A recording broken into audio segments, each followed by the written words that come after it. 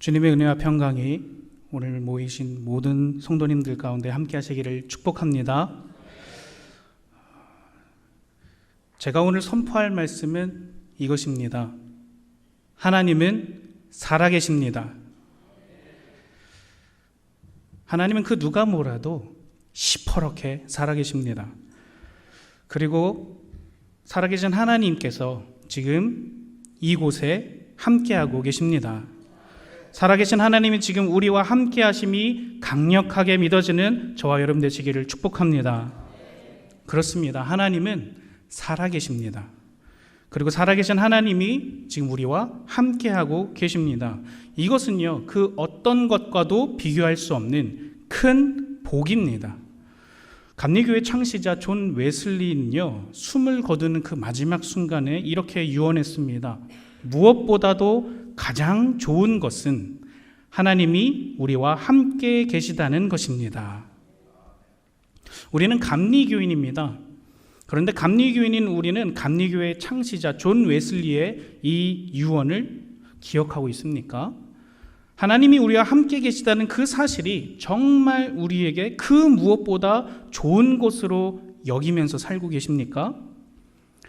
우리가 만약 하나님이 지금 시퍼렇게 살아계시고 우리와 함께 하신다는 사실을 인식하면서 산다고 해도 과연 그 행동과 삶의 태도가 이전과 동일할까요? 저는 어려서부터 선배님들이 지켜온 신앙의 분위기와 환경을 참 존경하면서 지냈는데요. 어렸을 때 저는 예배를 드리기 위한 준비와 예배 드릴 때의 그 태도들이 사실은 솔직히 불편했습니다. 어떤 것들이 불편했냐? 헌금을 드리기 위해서 어떻게 해야 되죠? 미리 은행에 가서 아주 신권으로 깨끗한 것으로 준비를 했어야 됐습니다. 그리고 예배를 드리기 전에 사실은 그 전날 목욕 제기를 하고요. 옷도 그 다음날 입을 옷을 아주 제가 가지고 있는 옷 중에 가장 깨끗한 옷으로 미리 준비를 해서 입고 왔습니다. 처음에는 그저 해야만 하는 어떤 교육이니까 부모님이 말씀하시고 또 교회 분위기가 그러니까 그러려니 하면서 제가 그렇게 지내왔던 것 같습니다. 그런데요, 나이가 들고 보니 이러한 신앙의 유산들이 왜 그렇게 했어야 하는지를 이해하게 되었습니다. 신앙의 선배들께서 왜 그런 분위기와 환경을 그렇게 했는지 이해하면서 그런 것들이 정말 귀한 신앙의 유산이었구나 라고 생각하게 되었습니다. 그럼 왜 예배를 드리기 위해서 준비하고 예배에 최선을 다해야 했던 것일까요? 그것은 예배를 드리는 이곳에 예배를 받으시는 살아계신 하나님께서 함께하고 계시기 때문입니다. 이곳에 하나님께서 함께 하신다는 그 사실을 우리가 인식하고 우리가 그것에 집중할 때는 우리가 어떻게 우리의 마음과 자세와 태도가 달라질까요? 다리 꼬고 예배를 드릴 수가 없습니다. 왜요? 지금 하나님께서 바로 내 앞에 계시는데 다리 꼴 수가 있나요? 가장 높으신 하나님께서 이곳에 계신다 하면 우리의 자세가 달라질 수가 없죠. 눕듯이 이렇게 의자에 눕듯이 예배를 드릴 수 없는 것입니다. 왜요? 가장 귀하시고 가장 높으신 하나님께서 바로 우리 예배를 받으시기 때문입니다. 하나님이 우리 눈에 보이지 않는다고 하나님이 계시지 않는 것이 아닙니다. 하나님은 여전히 우리 가운데 함께 하고 계십니다. 예수님께서 말씀하셨습니다. 두세 사람이 내 이름으로 모인 곳에 나도 그들 중에 있다.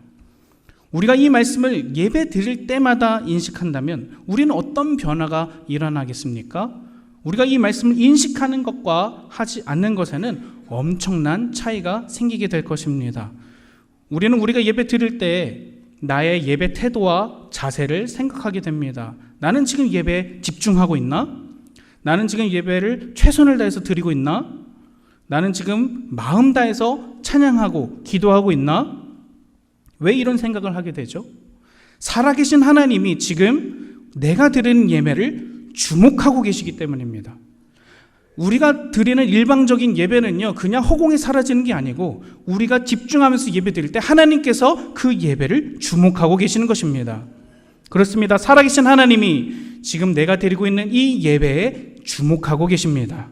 우리가 예배에 집중하면 집중할수록 우리가 경험할 수 있는 것이 하나 있습니다. 하나님이 우리 예배를 주목하시는 것이 경험되기 시작합니다. 더 나아가서 하나님이 지금 다른 사람이 아니라 바로 나 한 사람, 나를 주목하시는 것이 경험되기 시작합니다. 지금 하나님이 나를 주목하고 계시는 것이 온 몸과 마음과 영혼으로 경험되는 저와 여러분 되시기를 예수님의 이름으로 축복합니다. 지금 이곳에 우리와 함께 계시는 하나님이 우리를 사랑하고 계십니다. 하나님이 우리를 사랑하신다는 것은 어떤 의미일까요? 하나님이 우리를 사랑하신다는 것이 그리고 나와 무슨 상관이 있을까요? 제가 보고 들으며 경험하는 상황들 중에 사실은 슬픈 장면들이 좀 있습니다. 제가 서울에 있을 때 서울의 명동이나 이렇게 서울역 같은 데 가보면요, 정말 수많은 사람들이 있는 곳에서 이런 얘기가 들려오죠. 예수천국, 불신지옥. 그리고 전철 같은 데서도 제가 가만히 있다가 보면 그런 소리가 좀 들려옵니다. 칸과 칸을 옮겨가면서 태초에 하나님께서 이 땅을 어떻게 지으셨는지부터 시작해서 요한계시록까지 줄줄이 그냥 나열을 하시면서 하나님께서 그러니까 살아계시니까 당신을 사랑하시니까 믿으십시오 하는 그런 전도 말씀들을 하십니다. 이것이 잘못됐다라기보다는요, 슬프게 들렸습니다. 그 복음 자체가 잘못됐다기보다는 그 장면 자체가 저한테는 좀 슬프게 다가왔습니다. 왜 그러냐면요, 복음이 마치 싸구려처럼 가치가 전락한 것처럼 여겨졌기 때문입니다. 목청이 터져라 외치는 그 소리가 정말 사람들에게 귀한 보화로 여겨졌을까? 마태복음에 보면요, 예수님께서 말씀하시는 천국은 마치 하는 시리즈들이 있습니다. 천국은 마치 어떤 무엇과 같고 그런 것 중에 마태복음 13장 45절 46절에 예수님께서 이렇게 말씀하십니다. 또 천국은 마치 좋은 진주를 구하는 장사와 같으니 극히 작은 진주 하나를 발견하며 가서 자기의 소유를 다 팔아 그 진주를 사느니라. 복음은요, 얼만큼의 가치가 있습니까? 내 모든 전 재산을 다 팔아서 바꿀 정도의 아주 귀한 가치가 있는 것입니다. 우리가 복음을 전할 때는요, 어떠한 마음으로 전하는 거죠? 내 전 재산을 줄 정도로 정말 귀하게 전달을 해야 되는 것입니다. 좋은 진주를 구하는 상환이 극히 값진 진주 하나를 발견했습니다. 그리고 자기 재산을 다 팔아서 그 진주를 샀습니다. 그러면요, 그 진주를 산 상인이 그 진주를 팔려고 할 때, 상인이니까 팔아야 되잖아요. 그 진주를 팔려고 할 때는 어떻게 팔 수 있을까요? 길거리에서 외치면서 이거 정말 귀하다고 비싼 진주다 이렇게 하면서 팔았을까요? 우리가 아는 상식으로는요, 정말 값진 보석 어디서 팔죠? 백화점에 가야 됩니다. 우리가 갈 수 없는 어떤 보안이 심각한 곳에서 사람들의 신원을 확인해 가면서 그렇게 파는 것이 귀한 것들이죠. 우리는요, 지금 전 재산을 다 팔아서 진주를 사고 그 진주를 어떻게 팔고 있습니까? 복음이 우리에게 어떤 가치가 있느냐, 이런 물음입니다. 복음은 정말 귀한 가치가 있습니까? 한마디로 말씀드리면 복음은 그 무엇과도 비교할 수 없을 정도의 가치가 있습니다. 복음은 그 어떤 것과도 바꿀 수 없을 정도의 가치가 있습니다. 정말 그럴까요? 정말 우리에게 있어서 복음은 그 정도의 가치가 있습니까? 정말 그 정도의 가치가 있습니다. 아니, 복음은 그 무엇과도 비교할 수 없을 정도로 귀한 가치가 있다고 한들 나랑 무슨 상관이 있습니까? 그런 생각을 할 수 있죠. 복음은 무엇입니까? 나를 사랑하시는 살아계신 하나님이 지금 나와 함께 하신다는 것입니다. 이것이 왜 복음이고 이것이 왜 그 무엇과도 바꿀 수 없는 가치를 가지고 있을까요? 이것이 나랑 무슨 관계가 있다고 하는 것일까요? 하나님이 살아계시다는 사실은요, 우리가 아는 그 유명한 과학자들도 인정하는 부분입니다. 아니, 하나님이 살아계시다는 걸 과학자들이 어떻게 인정해? 우리가 중력이라고 부르는 것 있죠. 만류인력. 이것을 발견한 사람의 이름이 아이작 뉴턴인데요. 그 사람이 이렇게 얘기했습니다. 자연의 질서 속에서 하나님의 이성이 깃들어 있다. 그래서 과학을 하나님의 법칙을 발견하는 어떤 수단이다, 이렇게 얘기한 사람이 바로 이 아이작 뉴턴이라는 사람이에요. 우주과학에서요, 빅뱅 이론 아시죠? 태초에 무언가 빵 터져서 우주가 형성이 됐다. 그런데 이 빅뱅 이론을 제안한 사람이 누구냐면요, 조르주 르메트르라는 신부님입니다. 근데 이분이 이렇게 얘기했어요. 과학은 우주의 시작을, 종교는 시작의 의미를 설명한다. 과학 안에서 하나님의 질서를 읽는 행위가 바로 신앙이라는 것이죠. 그리고 현대 과학자 중에서 우리 유전자 관련된 것들을 이제 처음 발견하고 그것들의 그 유전자 관련된 그 연구를 가장 대표적으로 한 유전학자 이름이 프란시스 콜린스라는 사람이 있습니다. 이 사람이 뭐라 그랬냐면요. 진화론, 우리 진화론 창조론 하잖아요. 이 진화론은 하나님이 선택한 창조 방식이다. 이렇게 얘기했어요. 유전자를 지금 가지고 연구한 대표적인 학자가 이 진화론이 하나님의 창조 방식이다. 이렇게 얘기한 거예요. 하나님은 진화를 통해서 창조하셨다라는 놀라운 얘기를 했습니다. 그리고 우리가 다 아는 그 과학자 한 사람 이름이 있어요. 아인슈타인. 아인슈타인은요, 종교 없는 과학은 불구이고 과학이 없는 종교는 맹목이다. 종교와 과학은 서로 뗄 수 없다. 이렇게 얘기했습니다. 이렇게 누구나 들어봤을 과학자들이 왜 하나님의 존재를 부정하지 못하는 것일까요? 우주는요, 우리가 상상하지도 못하고 알 수도 없을 만큼 아주 정교하게 만들어져 있다고 인정하기 때문입니다. 과학자들이 그걸 인정해요. 이 먼 우주가 사람은 상상할 수도 없을 만큼 아주 정교하게 설계되어 있고 움직이고 있다. 생명이 아주 살기 좋은 방식, 인간이 살기 좋게 설계되어 있어서 이것을 단순히 어떤 우연으로 볼 수가 없는 것이 이렇게 우주가 움직이는 법칙이라는 겁니다. 과학 용어들 중에 제가 잘 모르는데 중력 상수, 강한 핵력, 전자질량, 프랑크 상수, 암흑 에너지 들어보셨나요? 저 조사하면서 처음 들어봤는데 이런 것들이 있답니다. 근데 이런 것들이 물리학에서 이제 확인되는 그런 용어들이래요. 그런데 이것들 아주 이 것들이 그 안에서 수치가 아주 조금만 달라져도 우주는 존재하지 않았거나 생명이 탄생할 수 없었다는 겁니다. 우리가 알지 못하는 아주 미세한 그런 부분들이 모두 다 톱니바퀴처럼 잘 이어져 있기 때문에, 설계가 잘 되어 있기 때문에 누군가 이거를 그렇게 아주 촘촘하게 세밀하게 이렇게 만들지 않고서는 이 우주는 설명할 길이 없다는 거죠. 우연이라고 할 수가 절대 없다는 겁니다. 근데 이 말씀이요, 우리는 너무 익숙합니다. 로마서 1장 20절에 이렇게 말씀하고 있습니다. 창세로부터 그의 보이지 아니하는 것들, 곧 그의 영원하신 능력과 신성이 그가 만드신 만물에 분명히 보여 알려졌나니 그러므로 그들이 핑계하지 못할지니라. 아멘.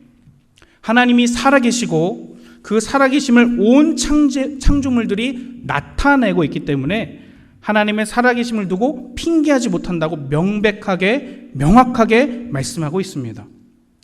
하나님의 살아계심을 두고 아무도 부정하거나 핑계대지 못합니다. 그러니까요, 이제 어떻습니까? 우리가 세상을 떠나서 하나님 앞에 갔을 때 저는 몰랐어요. 할 수 없다는 거예요. 하나님 앞에 가서 저는 하나님에 대해서 듣지도 못했고 하나님에 대해서 알 수도 없고 누군가 전해준 사람도 없습니다. 그렇게 핑계댈 수 없어요. 왜? 온 우주 만물에 하나님께서 내가 살아있다라고 드러내고 계셨기 때문입니다. 그러면 이제요, 이 말씀이 엄청난 힘이 실리게 됩니다. 어떤 말씀이냐면 오늘 다 같이 함께 읽으셨던 말씀, 요한복음 3장 16절입니다. 함께 다시 한번 선포해 보겠습니다. 요한복음 3장 16절 말씀입니다. 하나님이 세상을 이처럼 사랑하사 독생자를 주셨으니 이는 그를 믿는 자마다 멸망하지 않고 영생을 얻게 하려 하심이라. 아멘. 살아계신 하나님이 나를 사랑하십니다. 하나님께서 살아계신다는 것을 이제 아무도 부정할 수 없어요. 그러면 정말 그 위대하신 하나님이 살아계시는구나. 그런데요, 그 위대하신 하나님이 어떻게 하고 계시다고요? 나를 사랑하신다고요. 이게 얼마나 대단한 사건입니까? 하나님이 살아계시다는 사실도 엄청난데 나를 사랑하신다고요. 하나님이 어떤 분이시다고요? 좀 전에 말씀드렸던 것처럼 말씀으로 온 우주 만물을 창조하신 분입니다. 온 우주 만물이 한치의 오차도 없이 잘 돌아가야 지금 우리 삶이, 우리 생명이 운영이 되는데 하나님 그것을 말씀으로 다 만드신 창조주이십니다. 그 누구도 그 무엇도 하나님보다 강하거나 대단한 것은 아무도 없습니다. 그런데 가장 강하고 대단하신 분이 뭐라고 하신다고요? 나를 사랑하신다고요. 이것을 좀 더 현실적으로 좀 생각해 보겠습니다. 우리가 떠올릴 수 있는 재벌 있잖아요. 무슨 재벌가 누구 어디 제가 말씀 안 드려도 딱 떠올리는 재벌이 있을 수 있습니다. 그런데 그 재벌이 나를 아는 정도, 친분이 있는 정도, 이 정도가 아니고요. 나를 사랑한다고 얘기하는 거예요. 말이 됩니까? 그것도 말이 잘 안 되죠.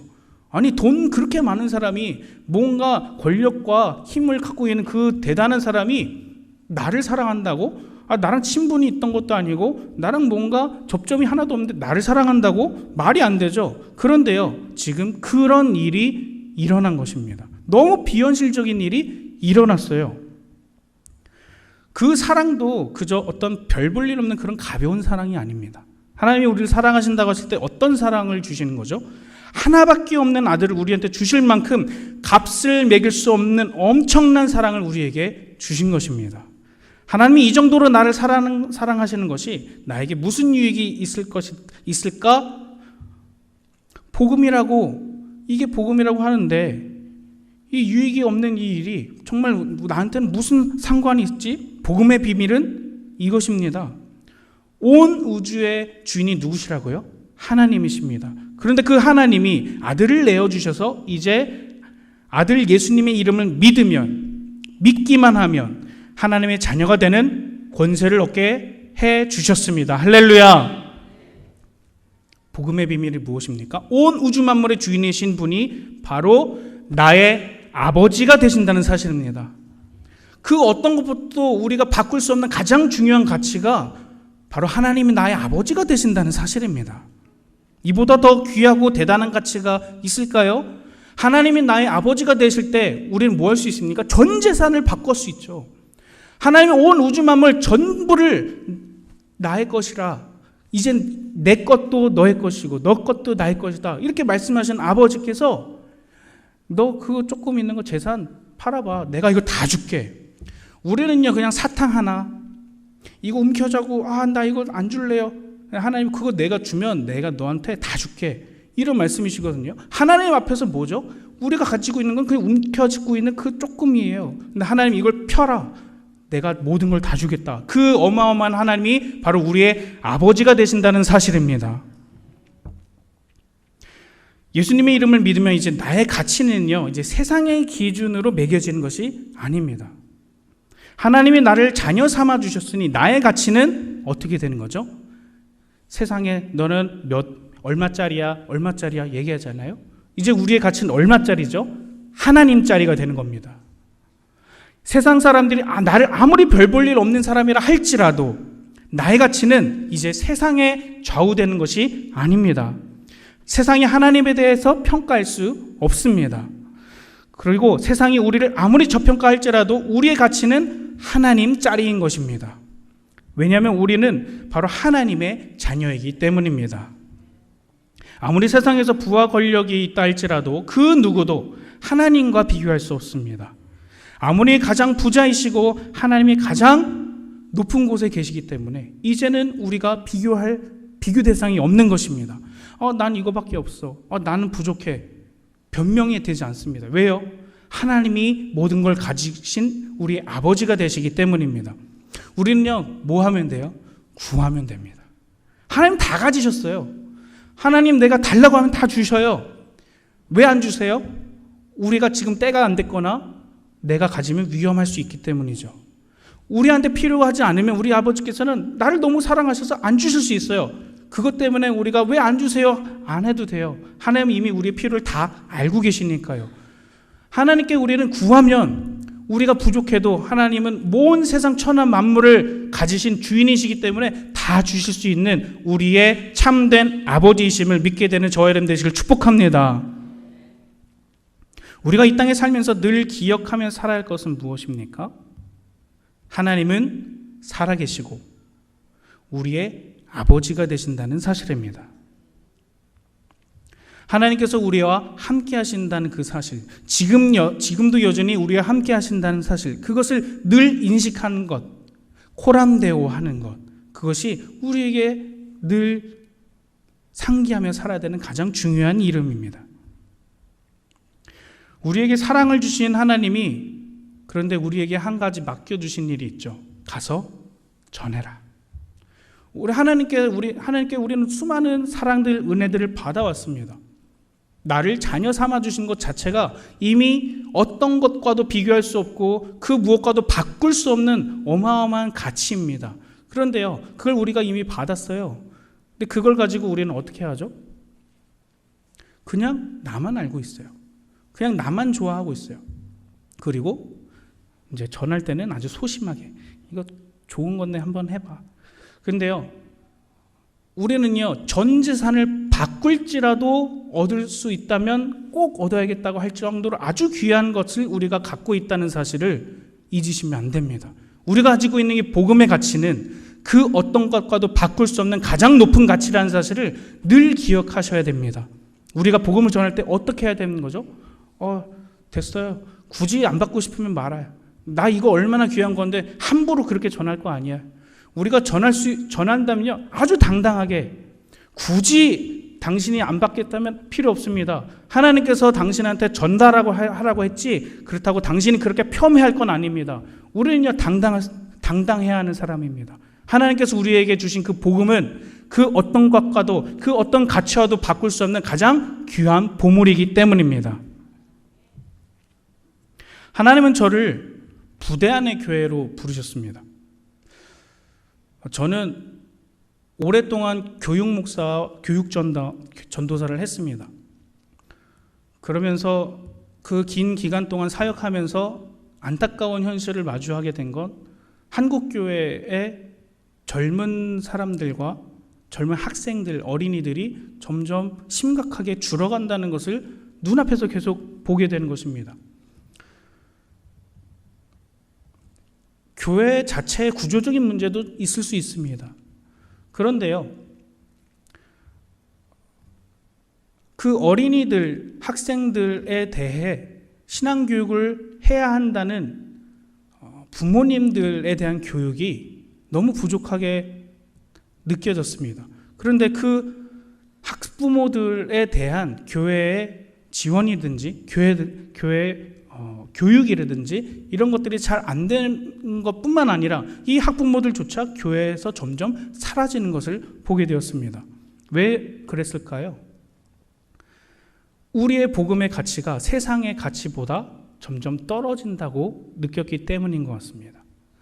복음의 가치가 정말 중요하고 귀하다는 것에 대한 확신이 부모들로부터 점점 사라졌습니다. 우리의 지금 눈앞에 교회 다니는 것보다, 내가 하나님을 믿는 것보다, 내가 예수님을 내 주인으로 모시는 것보다 더 귀한 것이 밖에 세상에 있다라고 점점 인식하는 순간 교회에서 점점점 떠나게 되는 것이죠.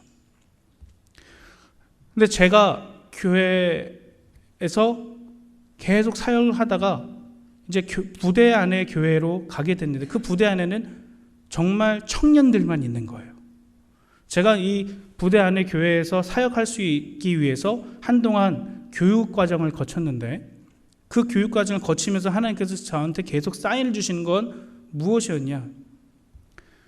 한국 교회가 젊은 학생들과 청년들에 대해서 끊임없이 교육하고 또 계속 초청하고 부르고 하는 그 일들을 감당할지라도 정말 효과적으로 전달할 수 있는 곳이 바로 이 부대 안의 교회라고 하시는 것입니다. 왜냐면요, 부대 안의 교회는 어쩔 수 없이 오는 친구들도 있거든요.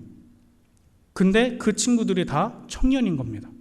부대 안의 교회는요, 장병들인 거예요. 그리고 지금 대대장 정도 되면요, 저랑 연령대가 비슷합니다. 다 청장년 그 이하만 그 부대 안에 있는 거예요. 저로서는 여기가 희망이구나. 여기서 정말 한 사람이 변화되면 한국교회가 변화되는 시작들이 여기서 물꼬가 터질 수 있겠구나. 그런 하나님의 음성을 제가 듣게 되었습니다. 이 부대 안의 교회에 소망이 있다. 이 젊은 청년들에게 소망이 있다. 예수 그리스도의 복음이 이 한 사람 한 사람들에게 전해져서 이 한 사람 한 사람들이 교회 안에 중진들이 되고 교회를 변화시켜 나가면 우리 한국교회 그래도 소망이 있는 교회가 될 것이다 라는 하나님의 부르심이 있었습니다.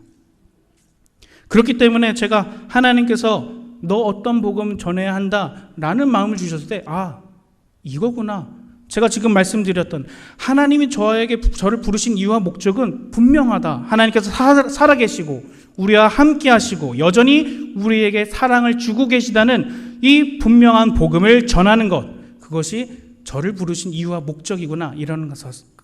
이러한 말씀을 분명하게 알게 되었습니다. 우리가 이 땅에 살면서 이 땅을 떠날 때까지 내가 전할 복음은 무엇입니까? 존 웨슬리와 같이 무엇보다도 가장 좋은 것은 하나님이 우리와 함께 계시다고 전하는 것이 바로 우리가 죽을 때까지 전해야 될 복음인 줄 믿습니다. 살아계신 하나님이 우리와 함께 계시며 우리를 사랑하심으로 우리의 신분이 바뀌었다는 이 놀라운 복음의 비밀을 전하는 것이 바로 내가 전해야 될 복음인 것입니다. 저와 여러분 모두 복음의 가치를 떨어뜨리지 않게 되시기를 바랍니다. 무엇보다 귀한 가치로 여기며 복음의 참된 비밀을 전하게 되시는 저 여러분 되시기를 바랍니다. 그럼으로써 하나님과 사람들에게 인정받고 칭찬받는 정말 복된 인생이 되는 저와 여러분 되시기를 예수 그리스도의 이름으로 축복합니다.